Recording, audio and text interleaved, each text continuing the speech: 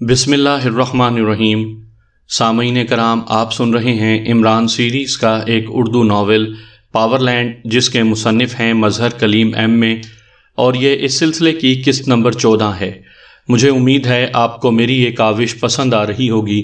آپ نے اگر ابھی تک میرا چینل کہانی گھر سبسکرائب نہیں کیا تو ابھی میرے چینل کو سبسکرائب کر کے بیل نوٹیفیکیشن آن کر لیجئے، تاکہ آنے والی ہر نئی کہانی کی اطلاع بر وقت آپ تک پہنچ سکے۔ کافی دیر بعد جب اس نے گھڑی دیکھی تو وہ چونک پڑا۔ اسے اسٹار کو ہدایات دیے ہوئے تقریباً 1.5 گھنٹہ گزر چکا تھا، لیکن دوسری طرف سے کوئی کال نہ آئی تھی۔ اور پھر اچانک دروازے پر دستک ہوئی۔ کون ہے؟ اس نے بلند اور کرخت آواز میں پوچھا۔ پولیس، دروازہ کھولو۔ باہر سے ایک کرخت آواز سنائی دی اور مارٹن پولیس کا نام سنتے ہی ایک لمحے کے لیے حیرت زدہ رہ گیا۔ پولیس کے لفظ نے اس کے ذہن میں دھماکہ سا کیا تھا۔ پولیس کی آمد کی تو اسے خواب میں بھی توقع نہ تھی۔ دروازہ دوسری بار پہلے سے بھی زیادہ زور سے کھٹکھٹایا گیا۔ ٹھہرو، آ رہا ہوں، مارٹن نے لہجے کو تہکمانہ بناتے ہوئے کہا، اور پھر اٹھ کر اس نے چٹخنی کھول دی۔ دوسرے لمحے دروازہ ایک دھماکے سے کھلا اور پولیس کی وردیوں میں ملبوس 4 افراد اندر آ گئے۔ چاروں کاندھوں پر لگے ہوئے اسٹار سے ہائی رینک کے آفیسرز نظر آ رہے تھے۔ فرمائیے، مارٹن نے مطمئن لہجے میں کہا۔ اب وہ اپنے آپ کو پوری طرح سنبھال چکا تھا۔ X130 تمہاری کار کا نمبر ہے؟ ایک آفیسر نے کرخت لہجے میں پوچھا، جبکہ باقی افسران کمرے کا جائزہ لینے میں مصروف تھے۔ جی ہاں، میری کار ہے، کیوں؟ مارٹن نے چونکتے ہوئے پوچھا۔ لیکن یہ کار تو مسٹر ڈلہوزی کے نام پر رجسٹرڈ ہے، اسی آفیسر نے دوسرا سوال کرتے ہوئے کہا۔ وہ شاید ان سب میں سے سینئر تھا، اس لیے سوال جواب کا فریضہ وہی ادا کر رہا تھا۔ میرا نام ڈلہوزی مارٹن ہے، مارٹن میرا ایک نک نیم ہے۔ آپ کو کوئی اعتراض ہے؟ مارٹن نے پہلے سے زیادہ مطمئن لہجے میں کہا۔ اوکے، پھر آپ ہمارے ساتھ ہیڈ کوارٹر چلیں، باقی باتیں وہیں ہوں گی، آفیسر نے جواب دیا۔ مگر کس جرم میں اور کیوں؟ مارٹن نے حیرت بھرے لہجے میں کہا۔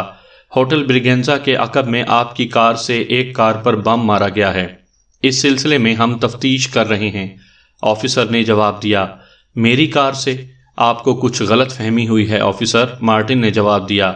ہمیں کوئی غلط فہمی نہیں ہوئی مسٹر مارٹن، ہمیں فون پر اطلاع دی گئی تھی کہ آپ کی کار اس سلسلے میں ملوث ہے اور کار مسٹر ڈلہوزی کے نام پر رجسٹرڈ ہے۔ ہم نے اپنے طور پر چیکنگ کی تو ڈلہوزی کی حد تک اطلاع درست ثابت ہوئی۔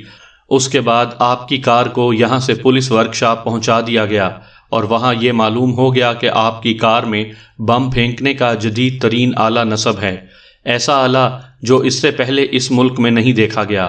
اب بھی آپ انکار کریں گے مسٹر مارٹن؟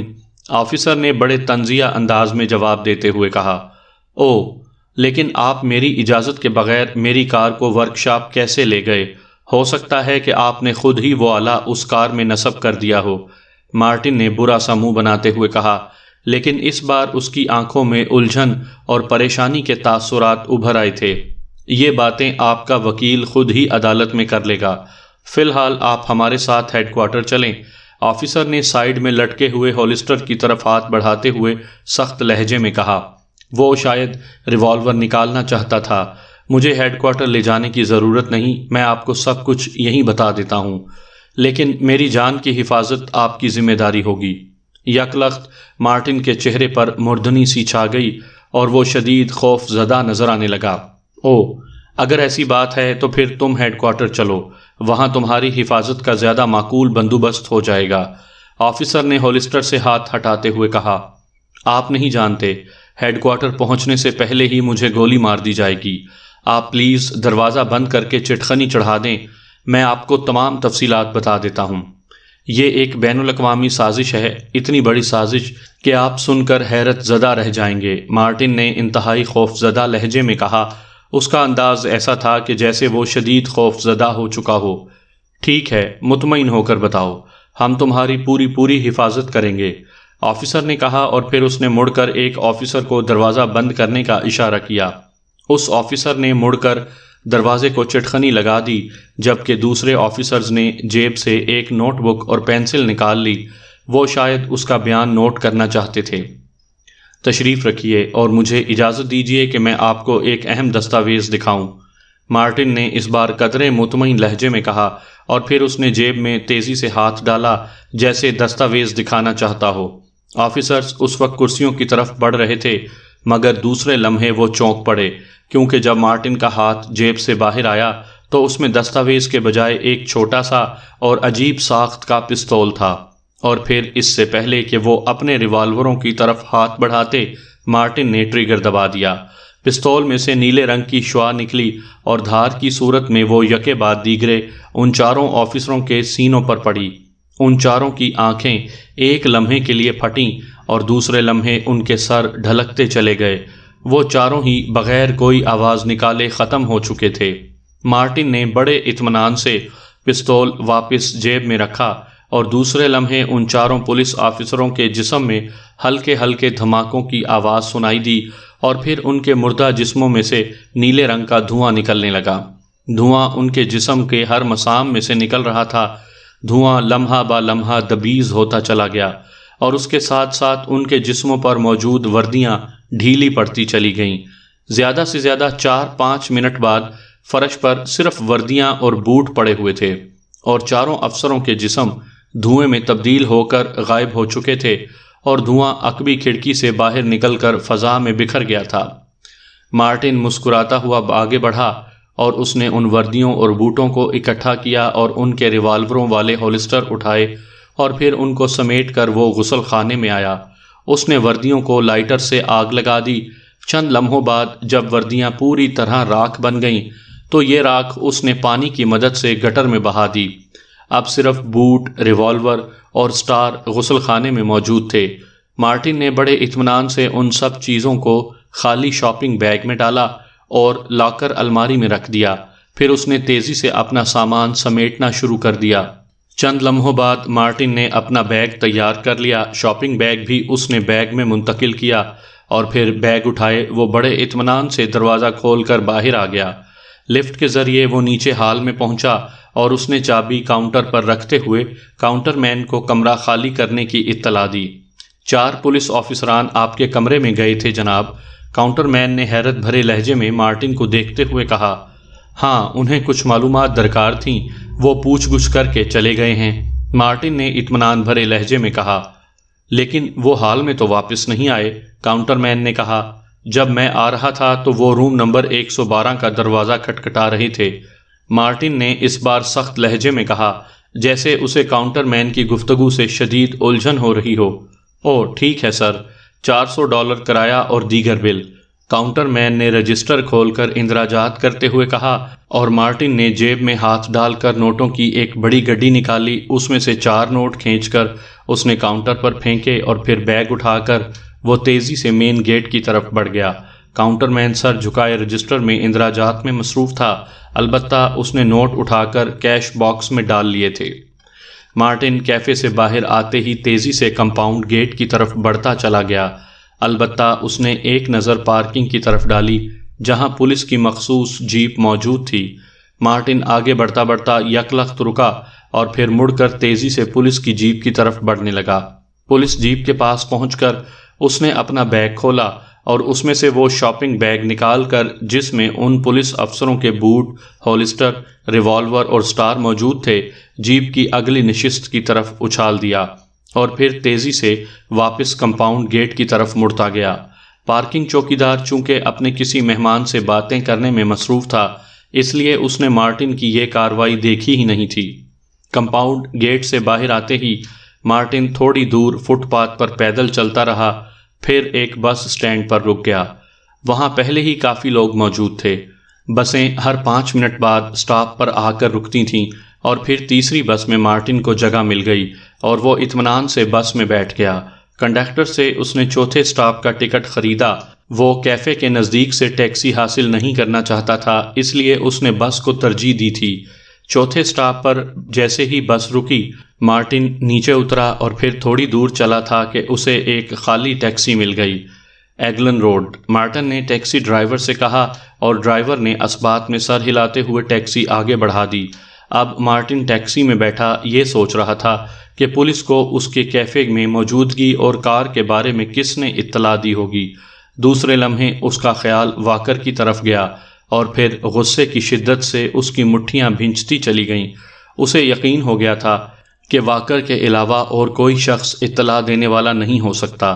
اس کا مطلب ہے کہ واکر نے پاور لینڈ سے غداری کی ہے اور اب اس کا خاتمہ ہر حالت میں کرنا لازمی ہو گیا ہے۔ اس نے فیصلہ کر لیا کہ عمران کا مشن مکمل ہوتے ہی وہ ہنری سے بات کر کے سب سے پہلے اس واکر کو عبرتناک موت مارے گا۔ ایگلن روڈ آ گئی ہے سر، آپ نے کہاں اترنا ہے؟ ڈرائیور کی آواز سنائی دی اور مارٹن چونک پڑا۔ پہلے چوک پر اتار دو، مارٹن نے کہا، اور ڈرائیور نے تھوڑی ہی دور پہلے چوک پر ٹیکسی روک دی اور مارٹن نے نیچے اتر کر اسے کرایہ ادا کیا اور پھر اس وقت تک وہاں رکا جب تک ٹیکسی اگلا موڑ لے کر اس کی نظروں سے اوجھل نہیں ہو گئی۔ پھر وہ آگے بڑھا اور سڑک کراس کرتا ہوا سبز رنگ کی ایک چھوٹی سی کوٹھی کی طرف بڑھتا چلا گیا۔ یہ کوٹھی اس نے پہلے ہی انگیج کر رکھی تھی تاکہ کسی بھی خطرے کی صورت میں وہ اس میں شفٹ ہو سکے۔ عمران کے جسم پر پٹیاں بندھی ہوئی تھیں لیکن وہ ہوش میں تھا۔ اسے ہوش ہسپتال کے اسی کمرے میں آیا تھا۔ اس کے ساتھ ہی 2 بیڈز پر جوزف اور جوانا پڑے ہوئے تھے۔ جوانا ہوش میں تھا جبکہ جوزف بدستور بے ہوش تھا۔ جوزف کے سر پر اور جوانا کی پسلیوں کے گرد پٹیاں موجود تھیں۔ کمرے میں 2 نرسیں اور ایک ڈاکٹر موجود تھا۔ ان میں سے ایک نرس جوانا کو انجیکشن لگانے میں مصروف تھی۔ آپ کو ہوش آ گیا مسٹر؟ عمران کی آنکھیں کھلتے ہی قریب کھڑے ڈاکٹر نے تیزی سے اس کی طرف بڑھتے ہوئے کہا، آ تو گیا ہے، اگر آپ کہیں تو میں اسے واپس بھیج دیتا ہوں۔ عمران نے جواب دیا اور ڈاکٹر اس حالت میں بھی اس کے منہ سے شگفتہ فکرہ سن کر بے اختیار ہنس پڑا۔ دوسری نرس بھی مسکراتی ہوئی اس کی طرف بڑھی۔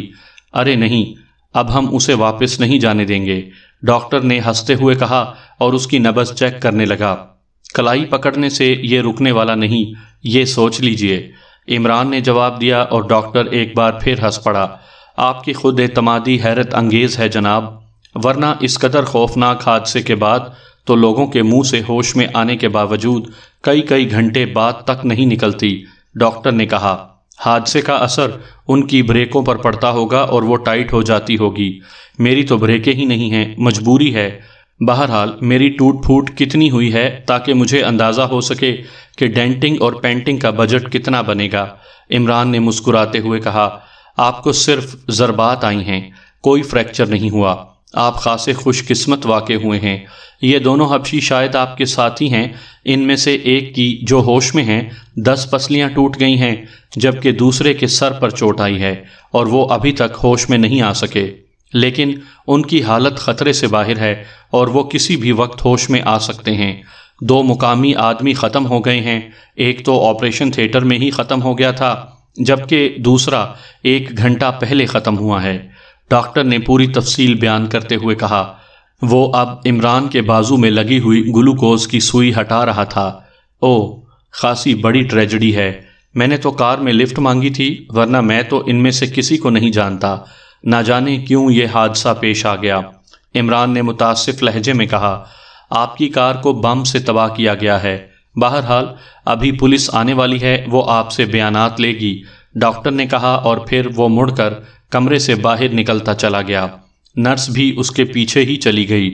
جوانا، عمران نے ڈاکٹر اور نرسوں کے باہر نکلتے ہی کہا۔ یس ماسٹر، جوانا کی آواز سنائی دی۔ سنو، مجھ سے کوئی تعلق ظاہر نہ کرنا، جو مرضی آئے بہانہ بنا دینا، اور ہو سکتا ہے کہ مجھے یہاں سے نکلنا پڑے۔ تم جوزف کو ہوش آنے کے بعد یہاں سے نکل کر ایگلن روڈ کی کوٹھی نمبر 13 پر پہنچ جانا، وہاں کوڈ X2 ہوگا، اس کے بعد میں تم سے رابطہ کروں گا، سمجھ گئے؟ عمران نے دبے لہجے میں جوانا کو ہدایات دیتے ہوئے کہا۔ یس ماسٹر، میں سمجھ گیا، جوانا نے جواب دیا، اور پھر اس سے پہلے کہ عمران اسے مزید ہدایات دیتا، کمرے کے باہر بھاری قدموں کی آواز گونجی اور دوسرے لمحے دروازہ کھلا اور اسی ڈاکٹر کے ہمراہ 2 پولیس سارجنٹ اندر داخل ہوئے۔ مسٹر وکٹر مارک اور مسٹر جوانا ہوش میں ہیں، آپ ان کا بیان لے سکتے ہیں، ڈاکٹر نے عمران اور جوانا کی طرف اشارہ کرتے ہوئے کہا، اور دونوں سارجنٹ تیزی سے عمران کی طرف بڑھے کیونکہ اس کا بیڈ دروازے کے قریب تھا، اور دوسری بات شاید یہ تھی کہ عمران نے آنکھیں کھول رکھی تھیں جبکہ جوانا آنکھیں بند کیے لیٹا ہوا تھا۔ کیا آپ بیان دینے کے لیے تیار ہیں مسٹر؟ ایک پولیس آفیسر نے جیب سے نوٹ بک اور پینسل نکالتے ہوئے کہا۔ معاف کیجیے، ابھی میں نے اپنی جیبیں نہیں ٹٹولی، ہو سکتا ہے کہیں گر پڑا ہو، اگر ہوا تو ضرور دوں گا، عمران نے بڑے سنجیدہ لہجے میں جواب دیتے ہوئے کہا، اور دونوں پولیس آفیسران چونک کر ایک دوسرے کو دیکھنے لگے۔ انہیں شاید عمران کی دماغی صحت پر شک گزرا تھا۔ ایسے حادثات میں اکثر ایسا ہو ہی جاتا ہے۔ جیبیں کیا مطلب؟ ایک پولیس افسر نے کہا۔ جیب کا مطلب جیب ہی ہوتا ہے جناب، بستر بند تو ہونے سے رہا، عمران نے جواب دیا، اور ڈاکٹر کے چہرے پر بے اختیار مسکراہٹ ابھر آئی۔ یہ صاحب خاصے شگفتہ واقعہ ہوئے ہیں، خاصی دلچسپ باتیں کرتے ہیں، ڈاکٹر نے پولیس آفیسران سے کہا۔ دیکھیے، ہمارے پاس اتنا وقت نہیں ہے کہ ہم آپ کی بے معنی باتیں سنتے رہیں جنہیں ڈاکٹر صاحب دلچسپ کہہ رہے ہیں۔ پولیس آفیسر نے اپنے مخصوص لہجے میں کہا، میں نے کوئی غلط بات تو نہیں کی جناب، آپ نے بیان مانگا ہے، میں نے یہی جواب دیا ہے نا کہ اگر جیب میں پڑا ہوا تو نکال کر دے دوں گا، ورنہ مجبوری ہے، عمران نے بڑے معصوم سے لہجے میں جواب دیتے ہوئے کہا، اور اس بار پولیس آفیسران کے سخت چہروں پر بھی مسکراہٹ رینگ اٹھی۔ وہ اب عمران کے پہلے فقرے کا مطلب اچھی طرح سمجھ گئے تھے۔ اوہ، تو آپ مذاق فرما رہے تھے؟ بہرحال پہلے اپنا نام اور پتہ بتائیے، پولیس سارجنٹ نے مسکراتے ہوئے کہا۔ آپ کو واقعی میرے نام اور پتے کا اب تک علم نہیں ہو سکا؟ عمران نے حیرت سے آنکھیں پھاڑتے ہوئے پوچھا۔ ہم آپ سے تصدیق کروانا چاہتے ہیں، پولیس سارجنٹ نے جواب دیتے ہوئے کہا۔ تو لائیے، میں ابھی تصدیق کر دیتا ہوں کہ آپ واقعی پولیس سارجنٹ ہیں اور خاصے نرم دل واقع ہوئے ہیں، عمران نے ان کی طرف ہاتھ بڑھاتے ہوئے کہا۔ دیکھیے مسٹر، آپ کے زخمی ہونے کی وجہ سے ہم اب تک نرم لہجے میں گفتگو کرتے رہے ہیں، لیکن آپ مسلسل ہمارا وقت ضائع کر رہے ہیں، اس لیے پلیز سنجیدگی اختیار کیجیے اور اپنا بیان لکھوا دیجیے کہ یہ حادثہ کس طرح ہوا۔ اس بار پولیس سارجنٹ نے جھلائے ہوئے لہجے میں کہا۔ میرا نام وکٹر مارک ہے، قومیت اطالوی ہے، میں کار میں سوار تھا کہ ایک دھماکہ ہوا اور میری آنکھیں بند ہو گئیں، اس کے بعد آنکھیں کھلی تو پہلے یہ ڈاکٹر صاحب نظر آئے، پھر آپ۔ عمران نے چند فکروں میں ہی بیان ختم کر دیا۔ کار میں اور کون کون سوار تھا؟ پولیس سارجنٹ نے سوالات شروع کیے، مگر اس سے پہلے کہ عمران جواب دیتا، کمرے کا عقبی دروازے کا شیشہ ایک چھناکے کے ساتھ ٹوٹا۔ یوں محسوس ہوا کہ جیسے کسی نے پوری قوت سے کچھ مار کر شیشہ توڑ دیا ہو۔ دوسرے لمحے عقبی برآمدے میں کسی کے زور سے چیخنے اور اس کے ساتھ ہی سب مشین گن کی ریٹ ماحول میں گونج اٹھی، اس کے ساتھ ہی ریوالور کے دھماکے ہوئے، اور پھر یوں دھماکے ہوئے جیسے لوہے کی کوئی بھاری چیزیں پختہ فرش پر گری ہوں۔ اس کے بعد تو وہاں ایسی آوازیں ابھرنے لگیں جیسے بہت سے افراد آپس میں گتھم گتھا ہو گئے ہوں۔ چیخنے کی آواز کو عمران فوراً ہی پہچان گیا کہ یہ صفدر کی آواز ہے۔ پولیس آفیسران اور ڈاکٹر چند لمحوں کے لیے تو بت بنے کھڑے رہے اور پھر تیزی سے چیختے ہوئے دروازے کی طرف بھاگے اور دروازے سے باہر نکل کر دوڑتے چلے گئے۔ اس کے ساتھ ہی دوسروں لوگوں کے چیخنے اور بھاگنے کی آوازوں سے ہسپتال کا وہ حصہ گونج اٹھا۔ ڈاکٹر اور پولیس سارجنٹس کے باہر نکلتے ہی عمران اچھل کر بستر سے نیچے اترا اور ایک لمحے کے لیے اس کا توازن خراب ہو گیا اور ذہن میں دھماکے محسوس ہوئے، لیکن عمران فوراً ہی سنبھل گیا اور دوسرے لمحے وہ اچھل کر دروازے سے باہر نکل گیا۔ راہداری میں بھگدڑ سی مچی ہوئی تھی، ہسپتال کا عملہ اور بہت سے مریض چیخ چیخ کر بھاگے چلے جا رہے تھے۔ وہ سب سائیڈ وے پر مڑ رہے تھے، لیکن عمران سائیڈ وے کی طرف مڑنے کے بجائے تیزی سے سیدھا بھاگتا چلا گیا۔ وہ صفدر کے چیخنے اور فائرنگ کی آوازوں سے ہی سمجھ گیا تھا کہ کار پر حملے کے بعد اس پر دوسرا حملہ کیا جا رہا تھا۔ اگر صفدر بروقت نہ پہنچتا تو شاید ٹوٹے ہوئے شیشے میں سے ان پر سب مشین گن کی گولیوں کی بوچھاڑ کر دی جاتی۔ اب عمران کے لیے یہاں رکنا انتہائی خطرناک تھا، اس لیے اس نے فوری طور پر وہاں سے نکلنے کا فیصلہ کر لیا، اور وہاں سے نکلنے کا اس سے اچھا موقع اور کیا ہو سکتا تھا، ورنہ پولیس کی طویل کارروائی کی وجہ سے وہ پھنس کر رہ جاتا۔ حادثاتی شعبے کے مین دروازے سے باہر نکلتے ہی وہ ایک لفٹ کے ذریعے پہلے اوپر والی منزل پر گیا اور پھر وہاں سے دوسری لفٹ کے ذریعے وہ نیچے اتر آیا۔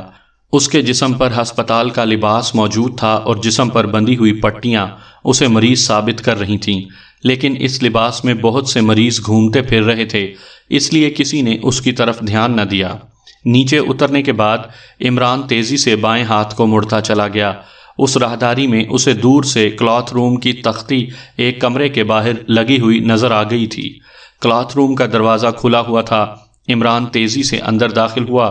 یہ ایک خاصا طویل کمرہ تھا جس میں ہر طرف بڑی بڑی کھلی الماریاں موجود تھیں۔ ان الماریوں کے اندر کپڑوں کے ڈھیر موجود تھے۔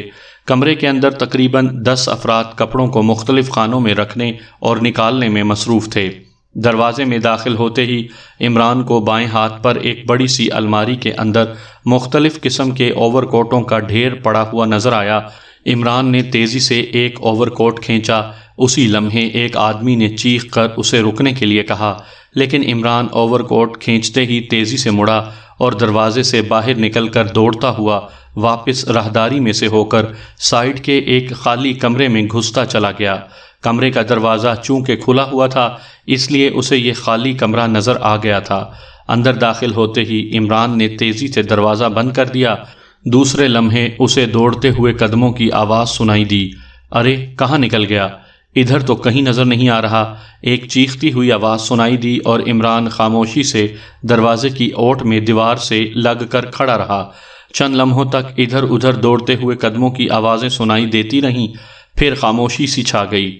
عمران نے آہستہ سے دروازہ کھولا اور پھر سر باہر نکال کر جھانکا۔ جب اسے کوئی آدمی نظر نہ آیا تو اس نے بڑے اطمینان سے اوور کوٹ اپنے اسی لباس کے اوپر پہنا۔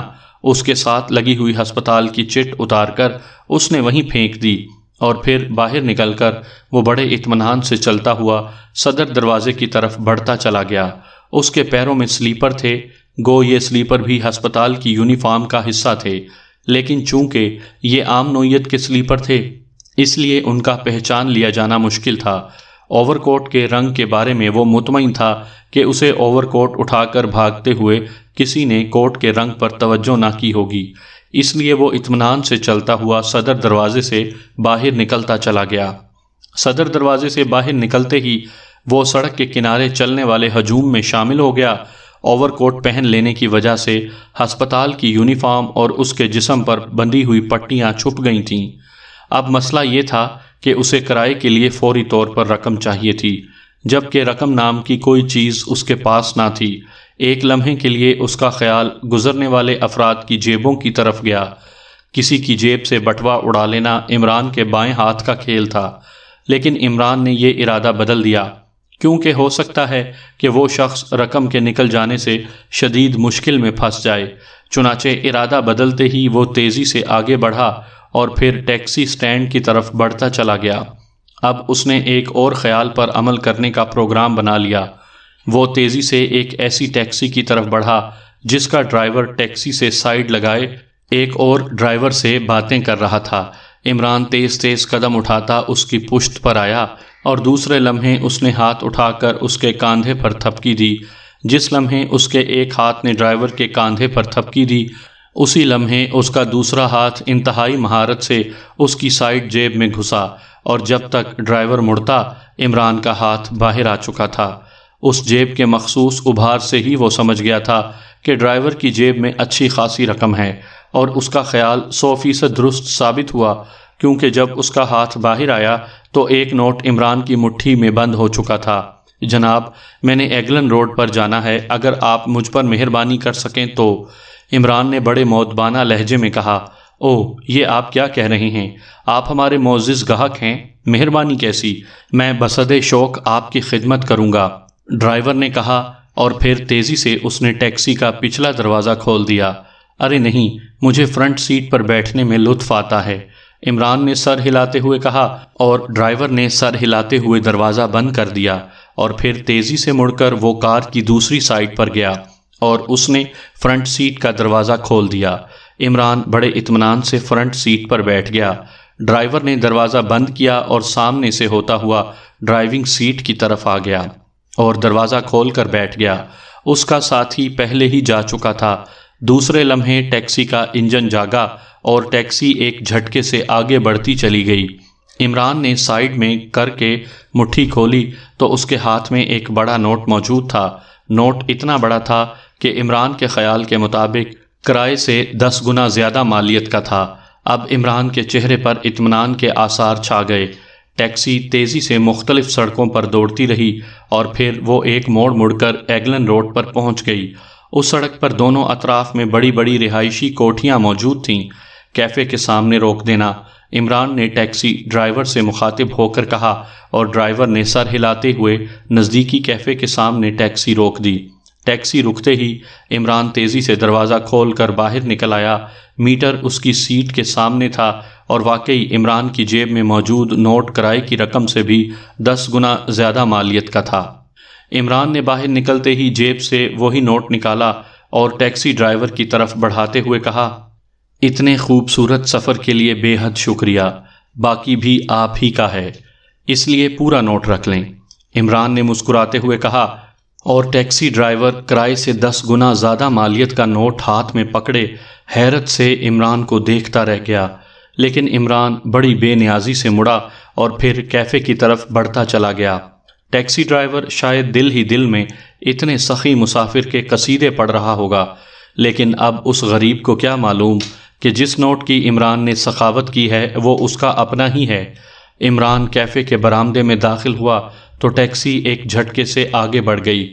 عمران نے اپنا رخ بدلا اور برآمدے سے ہوتا ہوا کیفے کے سائیڈ میں آ گیا۔ جب ٹیکسی کافی دور نکل گئی تو وہ مڑ کر دوبارہ سڑک پر آ گیا اور پھر سڑک کراس کر کے وہ کوٹھیوں کے نمبر دیکھتا ہوا آگے بڑھتا چلا گیا۔ تھوڑی دیر بعد عمران کوٹھی نمبر 13 کے پھاٹک پر رک گیا۔ پھاٹک پر ایک بڑی سی نیم پلیٹ موجود تھی جس پر ڈاکٹر وکسی کا نام لکھا ہوا صاف پڑھا جا سکتا تھا اور نیچے ڈگریوں کی 3 قطاریں تھیں۔ عمران نے مسکراتے ہوئے ہاتھ اٹھایا اور پھر کال بیل کے بٹن پر اس کی انگلی جم گئی۔ اس نے انگلی اس وقت تک نہ ہٹائی جب تک پھاٹک کی چھوٹی کھڑکی کھلنے کا کھٹکا اسے سنائی نہ دیا۔ کھڑکی کھلتے ہی ایک نوجوان اچھل کر باہر آیا۔ اس کا چہرہ غصے کی شدت سے سرخ ہو رہا تھا۔ شاید عمران کے مسلسل کال بیل بجانے کی وجہ سے وہ شدید غصے میں تھا۔ کیا بات ہے؟ نوجوان نے پھاڑ کھانے والے لہجے میں عمران سے مخاطب ہو کر کہا۔ اس کے ساتھ ہی وہ سر سے پیروں تک غور سے عمران کو دیکھ رہا تھا۔ بات تو کچھ بھی نہیں، اور بات ہو بھی کیا سکتی ہے، اور اگر ہوتی بھی صحیح تو ضروری نہیں تھا کہ تمہیں بتائی جاتی، اور اگر بتا بھی دی جاتی تو یہ لازمی نہیں کہ تم اس کا مطلب بھی سمجھ جاتے۔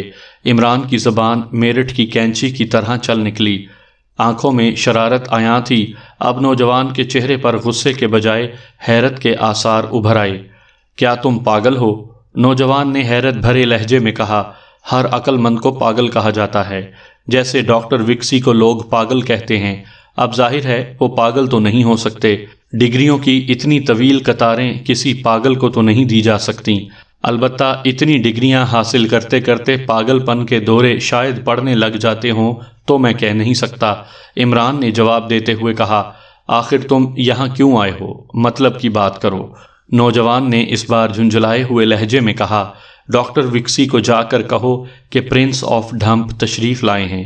عمران نے اس بار بڑے شاہانہ انداز میں کہا اور نوجوان کا چہرہ حیرت کی شدت سے بگڑ گیا۔ اسے شاید یقین ہو گیا تھا کہ اس کا پالا کسی سچ مچ کے پاگل سے پڑ گیا ہے۔ Prince of Dhamp? نوجوان نے حیرت سے بڑبڑاتے ہوئے کہا، ہاں، اور سنو، ہم دوسری بار اپنی بات دہرانے کے عادی نہیں ہیں اور نہ ہی سڑک پر زیادہ دیر رکنے کے عادی ہیں۔ عمران کا لہجہ اور زیادہ تہکمانہ ہو گیا۔ اس کے چہرے پر سختی سی چھا گئی تھی اور شاید یہ عمران کے لہجے یا اس کے چہرے کی سختی کا اثر تھا کہ نوجوان چند لمحے کھڑا سوچتا رہا، پھر جھک کر دوبارہ کھڑکی میں غائب ہو گیا۔ اس نے عمران کو اندر آنے کے لیے نہیں کہا تھا، اس لیے عمران وہیں کھڑا رہا۔ سڑک پر سے ٹریفک تیزی سے گزر رہی تھی اور عمران اب غور سے گزرنے والی کاروں کو دیکھ رہا تھا۔ اس کا انداز ایسا تھا کہ جیسے سڑک پر گزرنے والی کاروں میں سے اپنے لیے کوئی کار پسند کرنے کی جدوجہد کر رہا ہو۔ لیکن پھر پھاٹک میں ہونے والے کھٹکے سے وہ چونک پڑا۔ وہ نوجوان دوبارہ باہر نکل آیا تھا، لیکن اس کا انداز اس مرتبہ انتہائی مؤدبانہ تھا۔ تشریف لائیے پرنس، ڈاکٹر صاحب آپ کے منتظر ہیں، نوجوان نے مؤدبانہ لہجے میں کہا، اور پھر نوجوان کے پیچھے چلتا ہوا عمران پھاٹک کی چھوٹی سی کھڑکی سے ہو کر اندر داخل ہو گیا۔ کوٹھی خاصی وسیع و عریض تھی۔ اس کا لان انتہائی خوبصورت انداز میں سجا ہوا تھا۔ پورچ میں ایک قیمتی کار موجود تھی۔ عمران تیز تیز قدم اٹھاتا پورچ کے قریب سے گزرتا ہوا برآمدے میں پہنچا تو وہاں اس نے ایک بوڑھے کو کھڑا دیکھا۔ بوڑھے کے سر کے دونوں کناروں پر سفید بالوں کی جھالر سی تھی۔